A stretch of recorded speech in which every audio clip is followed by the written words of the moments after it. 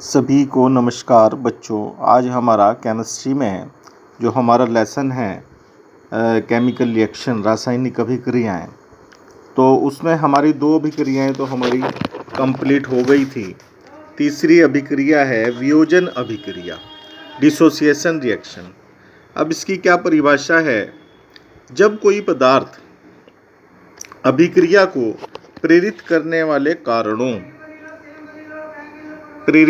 वाले कारणों जैसे ताप व दाब में परिवर्तन करने से 2 या 2 से अधिक पदार्थों में अपघटित हो जाता है और उपयुक्त कारण हटा लेने पर फिर से मूल पदार्थ बन जाता है, तो ऐसी अभिक्रिया को हम वियोजन अभिक्रिया कहते हैं।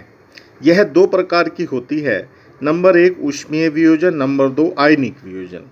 अब ऊष्मीय वियोजन क्या है?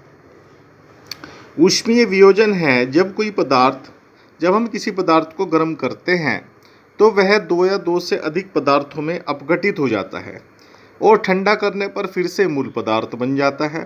तो ऐसी अभिक्रिया को हम बोलते हैं ऊष्मीय वियोजन अभिक्रिया।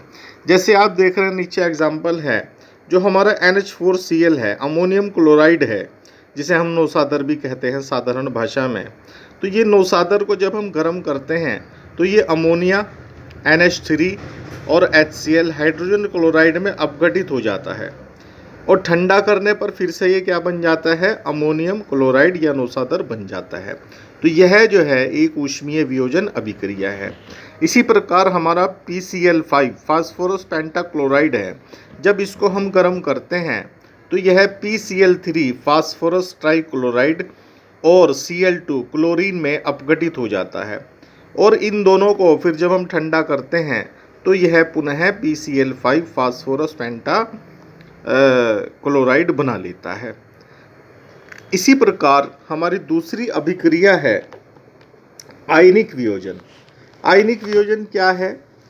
कुछ यौगिक, सभी नहीं, कुछ यौगिकों को जब जल में घोला जाता है तो वे अपने आयनों में विभक्त हो जाते हैं या वियोजित हो जाते हैं और जल हटा लेने पर फिर से वे क्या बना लेते हैं? मूल यौगिक बना लेते हैं। तो ऐसी अभिक्रिया को हम क्या बोलते हैं? आयनिक वियोजन बोलते हैं। जैसे हमारा सोडियम क्लोराइड को हम साधारण कॉमन लैंग्वेज में क्या बोलते हैं? कॉमन साल्ट, नमक। जब हम सोडियम क्लोराइड को जल में घोलते हैं तो वह सोडियम आयन और क्लोरीन आयन में अपघटित हो जाता है या वियोजित हो जाता है और जल हटा लेने पर फिर से हमारे क्या बन जाता है? सोडियम क्लोराइड बन जाता है। इसी प्रकार से हम अमोनियम क्लोराइड भी ले सकते हैं।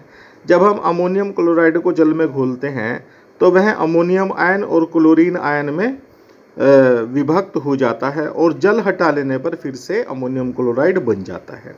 तो ये जो अभिक्रियाएं, 2 अभिक्रियाएं मैंने आपको समझाई हैं, ये हमारी हैं वियोजन अभिक्रिया के पार्ट हैं। और आप देख रहे हैं इसमें तीर का निशान दोनों तरफ है। इसका मतलब है कि ये जो अभिक्रिया है, जो वियोजन अभिक्रिया है, इसका मैं आपको PDF भी सेंड कर दूंगा। यह एक उत्क्रमणीय अभिक्रिया है, जैसे यहाँ लिखा है मैंने, यह जो है नोट डाल करके कि यह जो है वियोजन एक उत्क्रमणीय